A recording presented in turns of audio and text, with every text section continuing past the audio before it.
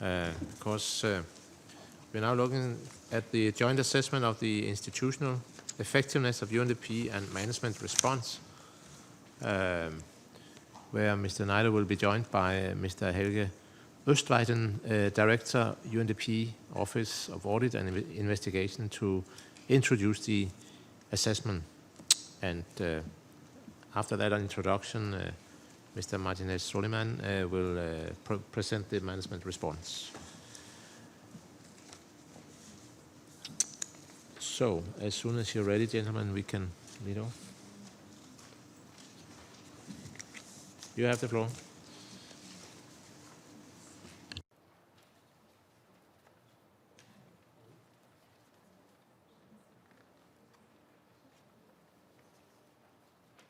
Thank you very much again, distinguished delegates, colleagues, Mr. President.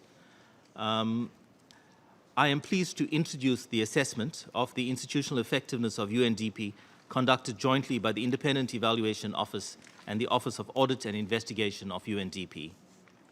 The objective of this exercise was to assess the extent to which policy and organizational measures, including the associated restructuring process, have enhanced or have the potential to enhance the ability of UNDP to deliver higher quality programs and improve its institutional effectiveness.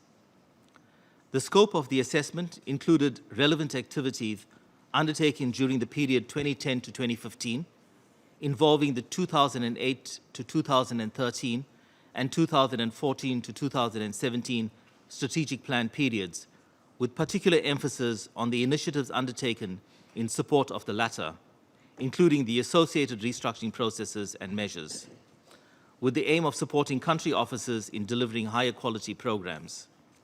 Considering the early stage of implementation of some of the UNDP reforms, the assessment recognizes that it would be premature to conclude on results, but stresses the importance of the assessment at this stage to contribute to enhancing organizational learning by early identifying opportunities for improvement.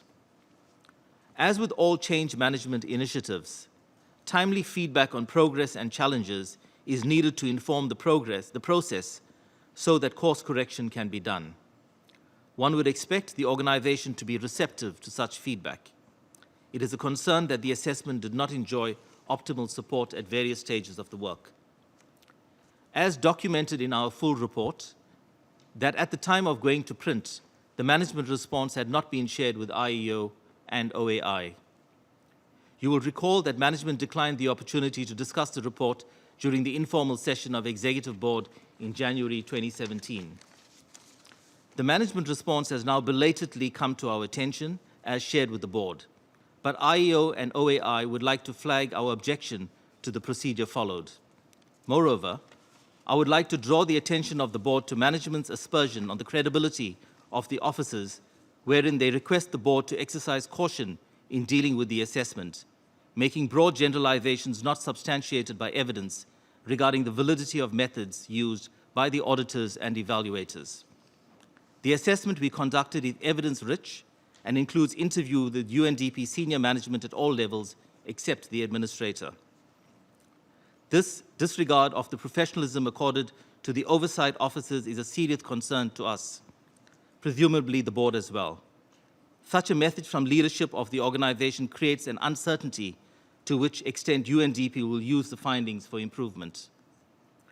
We would remind members of the board that this assessment has been quality assured and reviewed by eminent persons from 2 international review panels with auditors and evaluators, and has been presented to the UNDP Audit and Evaluation Advisory Committee. We stand by this assessment and expect UNDP leadership to use the report to address the various shortcomings identified and thus demonstrate to the board and funders to which it is accountable that it has the capacity to provide effective leadership and management. We remain confident that the new leadership will use this report and its recommendations.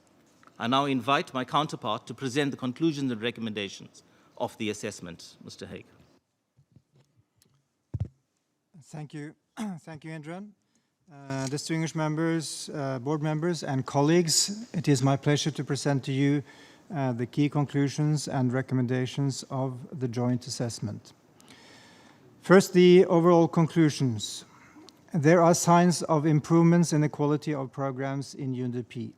The CPDs are more strategic, and the documents do engage multiple parts of the organization in quality assurance. There has also been progress made in the quality assurance of UNDP programs. Organizational changes, such as the structural review, have clarified roles and responsibilities between the regional level and headquarters, and are mostly valued by the country offices of UNDP. Let me now share with you the more specific conclusions. The first conclusion is that the UNDAFs and the CPDs show improved alignment with the strategic plan priorities and the Sustainable Development Goals. However, the documents, for the most part, fail to reflect the strategic competitive advantage of UNDP and how UNDP is envisioned to add value to development initiatives. CPDs do not reflect a sufficient use and understanding of the theory of change concept that could have provided for a more targeted and effective approach.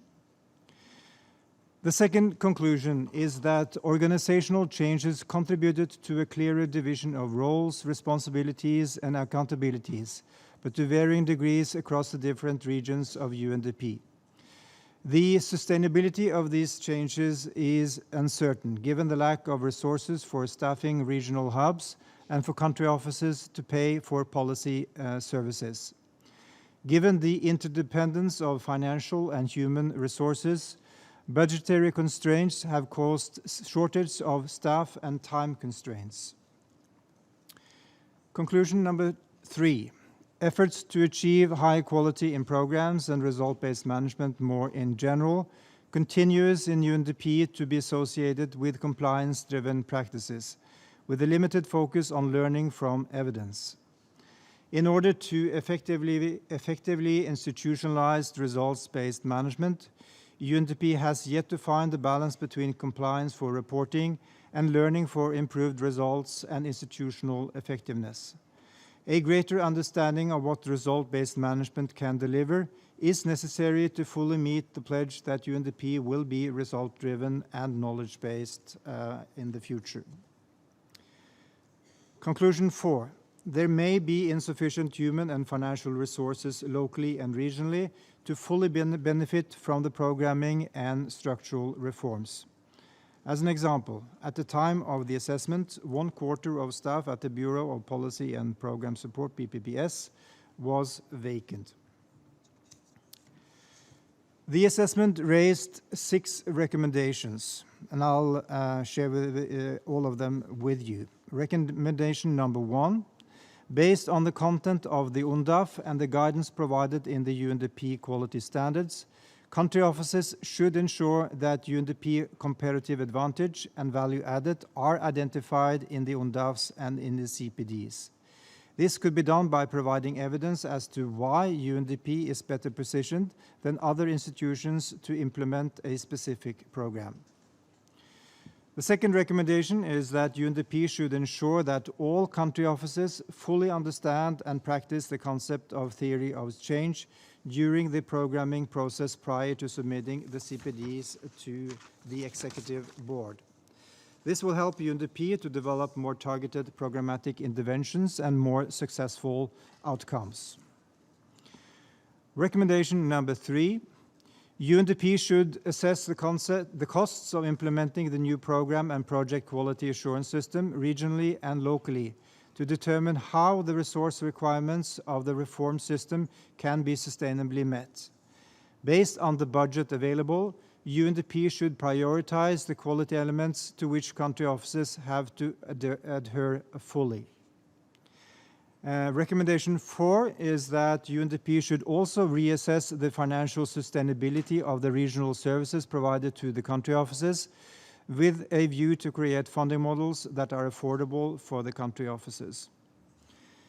Recommendation 5 and 6, UNDP should develop greater result-based management expertise, shifting the focus from proving results to improving results. Capacity development needs to be delivered through a broad range of approaches and include all staff, from leadership and senior management to program managers and associates. Capacity development should also extend to implementing partners. Increased attention should be given to promoting an organizational culture that uses even more effectively the conclusions, recommendations, and lessons learned from evaluations and audits. In short, UNDP leadership should invest in knowledge management to further develop a result-based culture. On behalf of the Independent Evaluation Office and the Office of Audit and Investigations of UNDP, I thank you for your attention and look forward to your comments and questions. Thank you. Thank you very much to both of you. Now turn to Mr. Martinez-Soliman for management response.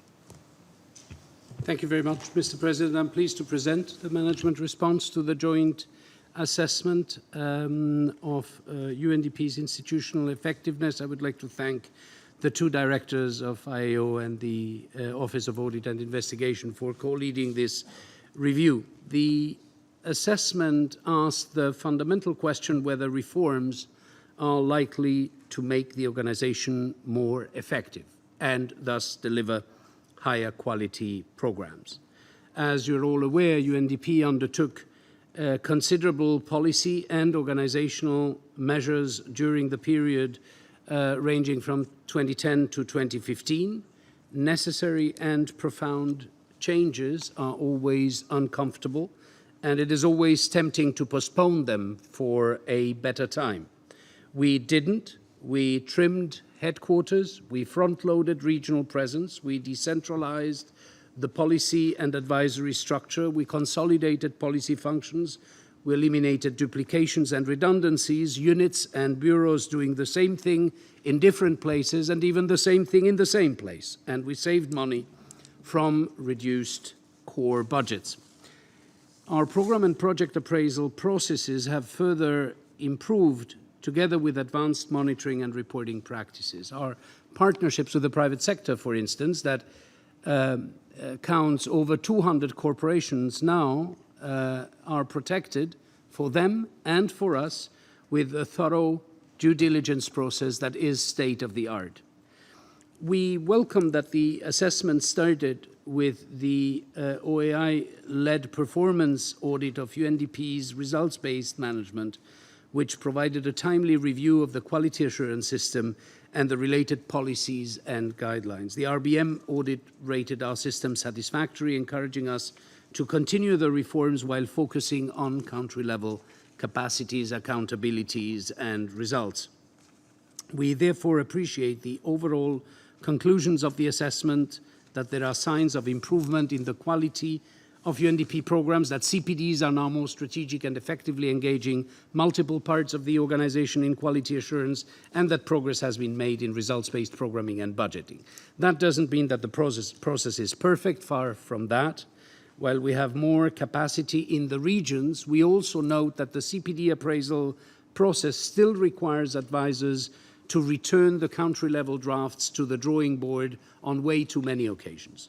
Too few, on the other hand, come to us in excellent shape, needing only minor tweaks. But that's what the process of review is for, even if we would prefer to have less to review and more to approve from the outset.